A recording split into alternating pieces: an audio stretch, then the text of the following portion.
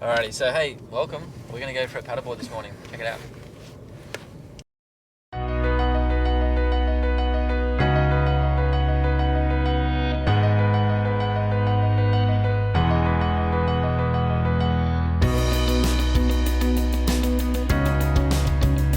Bee's here, the glamorous bee, Beatrice. I promised I'd take her for a paddleboard, so this is what we're going to do. But sorry, Bee, we have to do a quick YouTube video first. Yeah, sorry about that. That's good. That's perfect.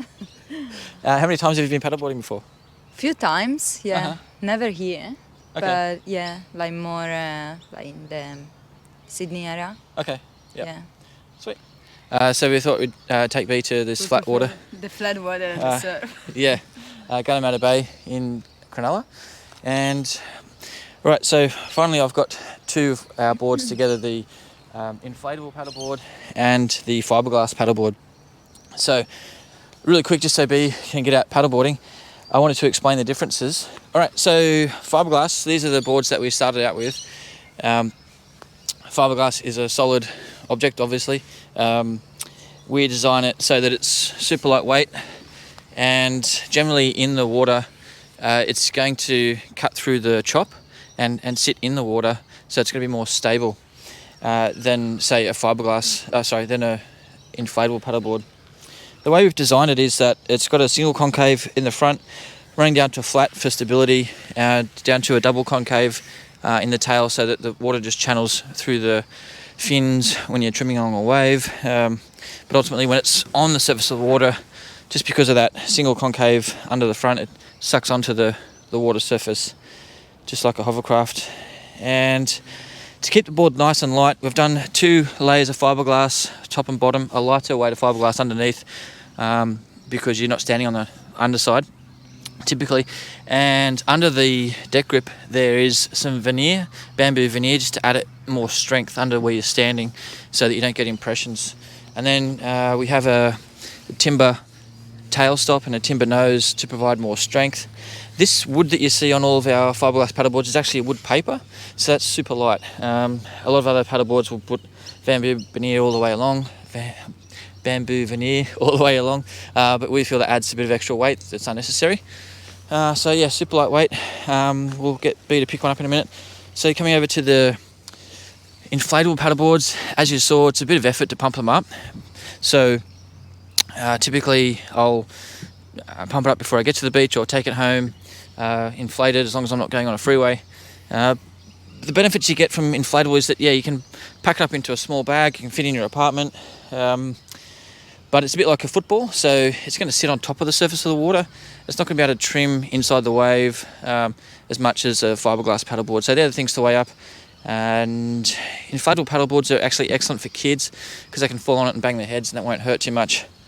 But you can see the thickness of the inflatable paddleboard. They're very thick and round, so they're wallowy, I guess, not as responsive as the stiffer fiberglass paddleboard. Okay, what else? A couple of other things. It's just got a picnic carry strap there. You can see in inflatable paddleboards, you can see lots of little divots. Essentially what that is the other side of cross stitching. So between each layer, top layer and the bottom layer of the board, it's got lots of little stitches holding the board together, so it just doesn't blow up like a round football. Alrighty, so what do you think, Bee? Should we go out and paddle, and you can tell us what you think? Let's try them out. Okay.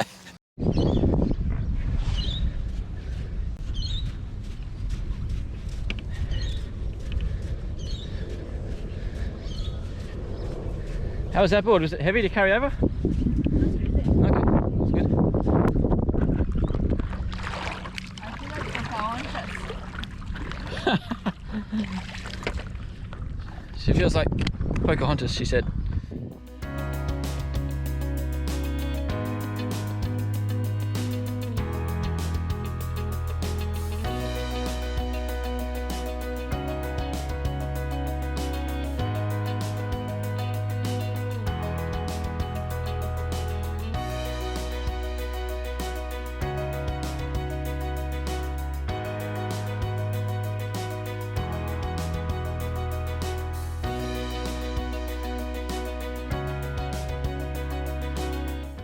You want to grab the top of the pole, with your hand like so, and then grab halfway down, wherever it suits. And as you come through the water, you've got this triangle happening here. And that gives you stability. And as you come down, you want to come down past the board, and you want to lean into it like that. And you can see that you're going to get maximum power by not bending your elbows. So if you really want to go hard, you just go like that. Does that make sense? Yeah. Thanks, Ben. No worries. That's amazing. You need a paddleboard now, huh? I will get one for my morning. Oh yeah, that's a winner. Alright, so she said she's getting a paddleboard tomorrow morning. And we made it. I woke up before the sun to get here roughly on sunrise, and I'm stoked. It's pretty hard to get up before the sun, but it's worth it when you're here. B was just talking about liking the designs on the inflatable paddleboards, and I guess the good thing about that is that the inflatable ones is that you can fold it up and it's easy to pack away, easy to put in the boot of your car. That's a big... So it's more portable for you. It's a big good things for me, yeah. Yeah. Because my car boot is not that big. Uh-huh. And I don't have roof racks, so... No roof racks?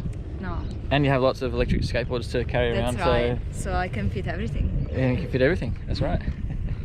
Now the only thing left to do is to choose the design. Mm-hmm. I'm going to look at the different design and get one.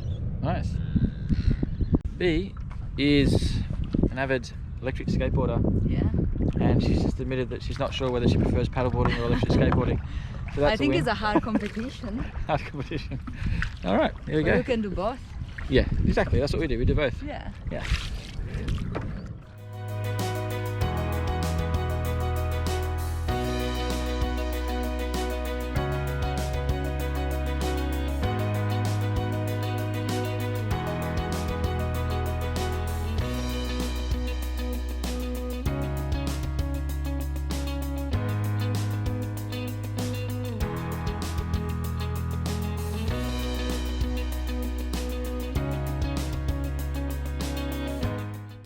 Is it cold? 1, 2.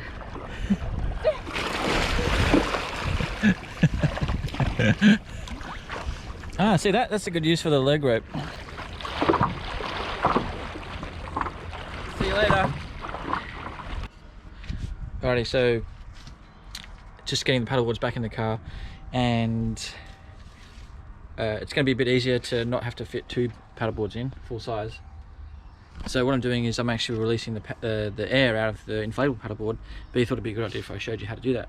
So down here it's a 1 press out. When it's all the way out, that means it's locked, so air can only go in but not come out.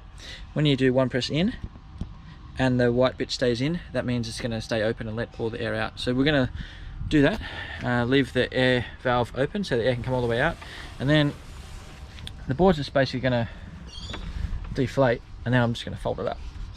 Let's see how I go. Now,